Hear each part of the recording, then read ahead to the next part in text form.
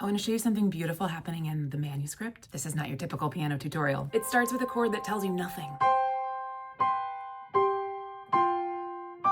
Every single one of these chord shapes is missing the third, the little note in the middle that decides whether a chord is major or minor. Without that, the harmony is just an outline, a sketch instead of a portrait, a manuscript, not a finished book.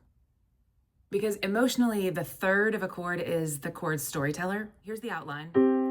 If you enter a lower third, you get a minor chord, which our ears read as wistful, sometimes aching. The typical music teacher word is sad. That's a little oversimplified, I think, but it gets the point across. If the third is a little higher, you get major, and that feels brighter, more grounded, happy. But if you take that third away, the emotion goes silent. You're left with the shape, but not the feeling. So that opening of the manuscript feels a little bit untethered. Also rhythmically, there's no drum. You don't know what's happening in between each measure. Is it a group of 3 beats? Is it a group of 4? You don't know because it's just whole notes. It's sort of like the story hasn't really chosen its emotional color yet. And then the melody enters. It's syncopated and really small in range, but very full of intention suddenly. And here's the reveal. Her voice gives the harmony the information that it refused to give her. The chords won't decide what the mood is. She will. Her melody steps in to define it. I think it kind of mirrors the feeling of like reclaiming your own narrative. You choose the meaning yourself instead of letting somebody else write that emotional script. There's also a little McCartney magic. McCartney didn't invent this either. The note she sings first is not the 3rd scale degree. It's not that one that provides the information. It's actually the 2nd scale degree, which is a little dissonant and you still don't know, but then it resolves right away, just like in the song Yesterday.